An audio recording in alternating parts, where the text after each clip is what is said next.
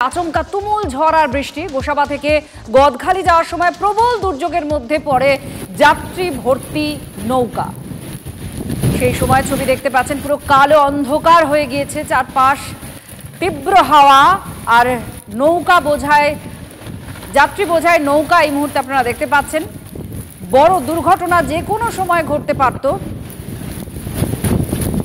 অভিজ্ঞান আমাদের প্রতিনিধির সঙ্গে রয়েছেন। অভিজ্ঞান, অল্পের জন্য রক্ষা পেয়েছে, ঠিক কি হয়েছিল, মানে কিভাবে এটা বাঁচলো শেষ পর্যন্ত, সুরক্ষিতভাবে যাত্রীদের নিয়ে এলো? এখন তবে বলা যেতে পারে যে প্রাকৃতিক বিপর্যয়ের হাত থেকে কিন্তু কোনো রকমের রক্ষা পেয়েছে একদল তারা যাত্রী। গোসাবা যেহেতু একবার উপকূলবর্তী এলাকা সুন্দরবনের, এবং সেখানে একমাত্র নদীতেই সেখানে যাত্রী পারাপার এখনো পর্যন্ত করতে হয় একটা দ্বীপ থেকে অন্য দ্বীপে যেতে যাতায়াত করতে গেলে।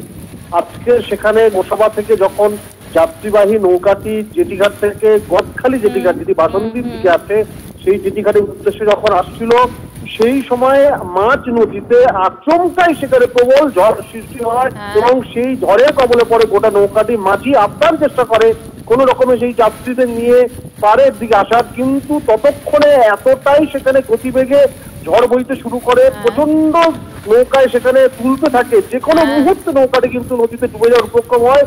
যদিও মাঝির তৎপরতায় বলা যেতে পারে যে কোনো রকমে একটি যে গাছ রয়েছে, ম্যানগ্রোভের গাছ রয়েছে, সেই গাছের জঙ্গল রয়েছে, ঝোপের কাছে চলে আসে, কোন রকমের ডাল ধরে ফেলে এবং বরাত জেরে বলা যেতে পারে যে বড় রকমের বিপর্যয়ের হাত থেকে রক্ষা পাওয়া গিয়েছে এবং